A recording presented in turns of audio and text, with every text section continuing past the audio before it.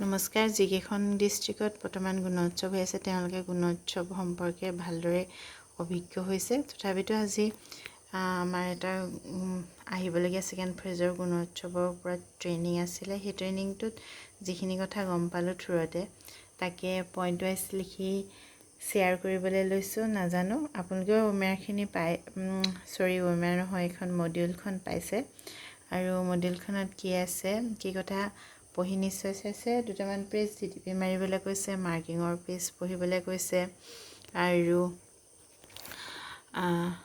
তাৰপিছত কোৱা কথাখিনি এইখিনি দুটামান মই এনেদৰে পইণ্ট ৱাইজ লিখি দিছোঁ। যিখিনি লিখি অনা নাছিলোঁ মনত যি আছে তাকে শ্বেয়াৰ কৰিবলৈ। ওপৰত গুণোৎসৱ 2022 বুলি লিখি প্ৰথমতেই দিছোঁ যে 1 নম্বৰ ক্লাছ 2 বৰ্তমান যিখিনি ক্লাছ 2ত পঢ়ি আছে, মানে যিসকলে প্ৰথম শ্ৰেণীৰ পৰীক্ষাত বহিব আৰু বৰ্তমান ক্লাছ 2ত অধ্যয়ন কৰিছে। প্ৰথম বা স্বমূল্যায়ন নহয়, প্ৰথম শ্ৰেণীৰ কাৰণে স্বমূল্যায়ন নাহে, দ্বিতীয় শ্ৰেণীৰ পৰা স্বমূল্যায়ন ষ্টাৰ্ট হৈছে। আৰু এইটো কথাও ভালদৰে কনফাৰ্ম তেওঁলোক হৈছে য'ত য'ত ফাৰ্ষ্ট ফেজত গুণোৎসৱ চলি আছে বৰ্তমান, কাইলৈ শেষ হ'ব চাগে। বৰ্তমান ক্লাছ 6ত থকা ছাত্ৰ ছাত্ৰীসকলক নিজ নিজ বিদ্যালয়লৈ গুণোৎসৱৰ দুদিন আনি পঞ্চম শ্ৰেণীৰ পৰীক্ষা ল'ব লাগিব। মানে পৰীক্ষা ল'বলৈ এইটো কৈছে, অনাটো 100% এটেণ্ডেঞ্চ কৰাটো মানে প্ৰতিখন বিদ্যালয় ওপৰত কথা বুলি এইটো তেওঁলোকে কৈছে। ক'লে গৈছে সেইসকল বিদ্যালয়ৰ প্ৰধানৰ লগত যোগাযোগ কৰি নিজৰ বিদ্যালয়লৈ আনি পঞ্চম শ্ৰেণীৰ পৰীক্ষাত বহুৱাবলৈ কৈছে কথাটো। তাৰপিছতে 3 নম্বৰ দিছে OMR, প্ৰথম আৰু দ্বিতীয় শ্ৰেণীৰ ছাত্ৰ ছাত্ৰীৰ শিক্ষকে পূৰাব লাগিব। বিশেষকৈ EE আৰু নডেলৰ ভূমিকা থাকিব। EE মানে এক্সটাৰ্নেল ইভালুৱেটৰো শ্বৰ্টকৈ লিখি দিলোঁ। 4তে শিক্ষকসকলৰ নিজৰ ক্লাষ্টাৰৰ ভিতৰত ইণ্টাৰচেঞ্জ হ'ব, মানে ইটো ক্লাষ্টাৰৰ পৰা সিটো ক্লাষ্টাৰলৈ নহয়, নিজৰ ক্লাষ্টাৰটোতে ইখন বিদ্যালয়ৰ পৰা সিখন বিদ্যালয়লৈ সাল সলনি হ'ব বুলি কৈছে। ক'ৰবাত এজনীয়া শিক্ষক আছে, তেওঁলে হয়তো সৰহ সংখ্যক শিক্ষক থকা বিদ্যালয়ৰ পৰা এক্সটাৰ্নেল ইভালুৱেটৰ অহাৰ দিনাখন সহায়ৰ কাৰণে নিব পাৰে।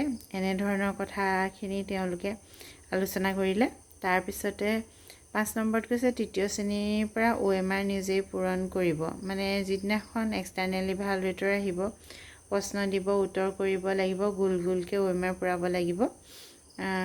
সেইদিনাখন OMR তৃতীয় শ্ৰেণীলৈকে নিজে কৰিব লাগিব। প্ৰথম শ্ৰেণী আৰু দ্বিতীয় শ্ৰেণীতো শিক্ষকসকল জড়িত হ'ব, তেওঁলোকক সহায় কৰাৰ ক্ষেত্ৰত বা OMR পূৰণ কৰিব শিক্ষকসকলে। 6 নম্বৰত আছে OMRত ছাত্ৰ ছাত্ৰীৰ নাম আৰু ইউডাইচ ID ফিল আপ হৈ আহিব, মানে ছাত্ৰ ছাত্ৰীৰ নামটো থাকিব আৰু যিটো নিজৰ স্কুলৰ ডাইচ কোডটো প্ৰথম থাকি পিছত এটা ID আছিলে ছাত্ৰ ছাত্ৰীসকলৰ চিৰিয়েলকৈ, সেইটো ID ফিল আপ হৈ আহিব বুলি কৈছে। ছাত্ৰ ছাত্ৰীৰ নামৰ বিপৰীতে অহা OMRবিলাক 2021-2022 যিটো শিক্ষাবৰ্ষ মাৰ্চত শেষ হৈছে, এপ্ৰিলৰ পৰা নতুন শিক্ষাবৰ্ষ আৰম্ভ হৈছে 2022 আৰু 2023। পুৰণা শিক্ষাবৰ্ষটোৰ যিখিনি আমাৰ ৰেজিষ্টাৰ আছিলে ছাত্ৰ ছাত্ৰী ৰোল কল কৰা, এটেণ্ডেঞ্চৰ সৈতে মিলাই ভুল ভ্ৰান্তি বহা দুটা বিলাক মানে CRCCক ইনফৰ্ম কৰিবলৈ কৈছে। যদি OMRত ভুল আহিছে, কিবা কম আহিছে, তেনেকৈ নি লগালগ কৰিবলৈ কৈছে। লগালগ মানে সোনকালে আৰু যিমান পাৰে আপুনি ৰিচিভ কৰাৰ পিছত OMRখিনি। এতিয়ালৈকে আমিতো OMR ৰিচিভ কৰাই নাই। তাৰপৰা 7ত দিছে বিদ্যাতনিক দিশত 90%, মানে ল'ৰা ছোৱালী মানে ছাত্ৰ ছাত্ৰী যিখিনি পৰীক্ষা দিব তেওঁলোকৰ পঢ়া বা তেওঁলোকৰ বিদ্যাতনিক দিশটো তাতে 90% আছে, বেছি নম্বৰ আছে। আৰু বাকী যিখিনি ৰেকৰ্ড কিপিং, বিদ্যালয়ৰ বাকী সমাজ জড়িতকৰণ আৰু প্ৰাৰ্থনা সভা এইবিলাকত 10 নম্বৰ থাকিব বুলি কৈছে। বিশেষকৈ তেওঁলোকে কৈছিলে যে জৈৱ বৈচিত্ৰ্য ৰেজিষ্টাৰখন ৰাখিব লাগিব। কোভিডৰ সময়ত পাঠদান কৰাখিনিও ক'ত কেনেকৈ দি কি কৰা হৈছিলে সেইখিনি ভালকৈ ৰেকৰ্ড ৰখাৰ কথাৰ ওপৰত গুৰুত্ব দিছিলে। শিক্ষকৰ দিনপঞ্জী আমি কি পঢ়াইছোঁ দিনটোত সেইখিনিত, আৰু বাকী ৰেজিষ্টাৰৰ কথা শ্বেয়াৰ কৰা হৈছে। এইবিলাক যিখিনি কয় কিবাকিবি কেছ বহি কিবাকিবি সেইখিনি নাজানো, এইখিনি বিদ্যালয় প্ৰধানৰ লগত জড়িত বহি সেইখিনিও সঠিকভাৱে সজাই যাতে এক্সটাৰ্নেল ইভালুৱেটৰজনে বিচাৰিলে তৎক্ষণিকভাৱে দিব পৰাকৈ ৰাখিবৰ বাবে তেওঁলোকে গুৰুত্ব দি কৈছিলে। ইয়াৰ ওপৰতে প্ৰাৰ্থনা সভা আৰু পৰীক্ষা হলত যিটো বহে 9 নম্বৰ পইণ্ট লিখিব লাগিছিলে, মই লিখি দিয়া নাই। এইটোত কৈছিলে যে সম্পূৰ্ণ কোভিড বিধি মানি চলিবলৈ কৈছিলে। প্ৰাৰ্থনা সভা কৰোঁতে 2 গজ দূৰত্ব, আমি কোভিডৰ কথা জানো, এখন বেঞ্চত 2টাকৈ বহাব লাগিব, কিন্তু য'ত ছাত্ৰ ছাত্ৰীৰ সৰহসংখ্যা বেছি আছে তেওঁলোকে আৰু কিমান কৰিব, চেনিটাইজাৰ মজুত থাকিব লাগিব আৰু ছাত্ৰ ছাত্ৰীসকলে মাস্ক পৰিধান কৰি আহিব লাগিব। বাকীখিনিতো ইউনিফৰ্ম আৰু অন্যান্য যিখিনি সদায় আহে সেইখিনি একেই থাকিব।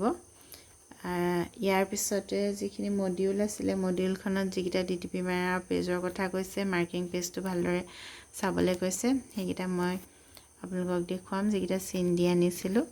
আৰু পইণ্ট ৱাইজকেইটা মনত যিকেইটা আছে সেইকেইটা এইখিনিয়ে, আৰু ইয়াতকৈ বেছি মনত নাই।